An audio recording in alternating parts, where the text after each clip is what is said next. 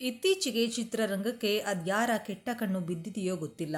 ಒಬ್ಬರಾದ ಮೇಲೆ ಒಬ್ಬರಂತೆ ಅನೇಕ ಖ್ಯಾತ ನಟನಟಿಯರು ಸಹ ಕಲಾವಿದರು, ನಿರ್ದೇಶಕರು, ನಿರ್ಮಾಪಕರು ಹೀಗೆ ಅನೇಕ ಜನರು ನಿಧನರಾಗಿದ್ದಾರೆ. ಇದೀಗ ಮತ್ತೊಂದು ಆಘಾತಕಾರಿ ಸುದ್ದಿ ಬಂದಿದ್ದು, ಕನ್ನಡದ ಖ್ಯಾತ ನಿರ್ದೇಶಕ, ನಟ ಸಾಗರ್ ನಿಧನರಾಗಿದ್ದಾರೆ.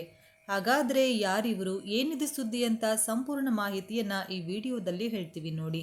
ಅದಕ್ಕೂ ಮುನ್ನ ನೀವು ಕೂಡ ನಿಧನರ ಆತ್ಮಕ್ಕೆ ಸಿನಿಮಾ ಚಿತ್ರೀಕರಣ ವೇಳೆಯಲ್ಲಿ ಹೃದಯಾಘಾತದಿಂದ ನಿರ್ದೇಶಕ ಸಾವನ್ನಪ್ಪಿದ್ದಾರೆ. ಹೌದು, ಸ್ಯಾಂಡಲ್ವುಡ್ ನಿರ್ದೇಶಕ ಸಂಗೀತ್ ಸಾಗರ್ ಹೃದಯಾಘಾತದಿಂದ ಮೃತಪಟ್ಟಿದ್ದಾರೆ. ಹರಿಹರಪುರದಲ್ಲಿ ಸಿನಿಮಾ ಚಿತ್ರೀಕರಣದ ವೇಳೆ ಹೃದಯಾಘಾತ ಸಂಭವಿಸಿದೆ. ತಕ್ಷಣವೇ ಅವರನ್ನು ಕೊಪ್ಪ ಆಸ್ಪತ್ರೆಗೆ ದಾಖಲಿಸಲಾಗಿತ್ತು. ಬಳಿಕ ಹೆಚ್ಚಿನ ಚಿಕಿತ್ಸೆಗೆಂದು ಶಿವಮೊಗ್ಗದ ಖಾಸಗಿ ಆಸ್ಪತ್ರೆಗೆ ದಾಖಲಿಸಲಾಗಿತ್ತು. ಶಿವಮೊಗ್ಗದ ಖಾಸಗಿ ಆಸ್ಪತ್ರೆಯಲ್ಲಿ ಚಿಕಿತ್ಸೆ ಫಲಿಸದೆ ಇಂದು ಕೊನೆಯುಸಿರೆಳೆದಿದ್ದಾರೆ. ಪಾತ್ರಧಾರಿ ಸಿನಿಮಾದ ಚಿತ್ರೀಕರಣ ನಡೆಸುತ್ತಿದ್ದಾಗ ಹೃದಯಾಘಾತ ಸಂಭವಿಸಿದೆ. ಪಾತ್ರಧಾರಿ ಸಿನಿಮಾದ ನಿರ್ದೇಶಕ ಮತ್ತು ಸಂಗೀತ ನಿರ್ದೇಶಕರಾಗಿದ್ದರು.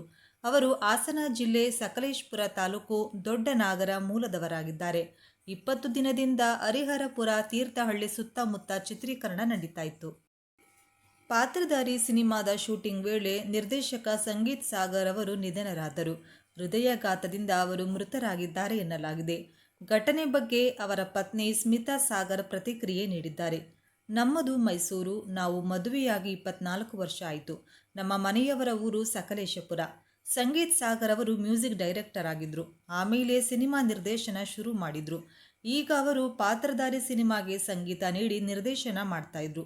ಶೃಂಗೇರಿ ಸುತ್ತಮುತ್ತ ಶೂಟಿಂಗ್ ಅಂತ ಹೇಳಿದ್ರು. ಆದರೆ ನಿಖರವಾಗಿ ಜಾಗ ನನಗೆ ಗೊತ್ತಿರಲಿಲ್ಲ. ನಿನ್ನೆ ಸಾಗರ್ ಅವರಿಗೆ ತುಂಬ ಸುಸ್ತಾಗಿದೆ, ಬಾಯಲ್ಲಿ ರಕ್ತ ಬಂದಿದೆ, ಬೆವೆತು ಹೋಗಿದ್ದಾರೆ, ಕೈಕಾಲು ನಡುಗ್ತಾ ಇದೆ ಅಂತ ನನಗೆ ಕರೆ ಬಂತು. ಪಕ್ಕದ ಕ್ಲಿನಿಕ್ಗೆ ಕರೆದುಕೊಂಡು ಹೋಗಿದ್ರು. ಅವರಿಗೆ ಹಾರ್ಟ್ ಸಮಸ್ಯೆ, BP, ಶುಗರ್ ಇದೆ ಅಂತ ವೈದ್ಯರಿಗೆ ಹೇಳಿದ್ದೆ. ಇನ್ನು ನಮಗೆ ಪಾರ್ಥಿವ ಶರೀರ ಕೊಟ್ಟಿಲ್ಲ ಎಂದು ಸಂಗೀತ್ ಸಾಗರ್ ಪತ್ನಿ ಸ್ಮಿತಾ ಸಾಗರ್ ಅವರು ಹೇಳಿದ್ದಾರೆ.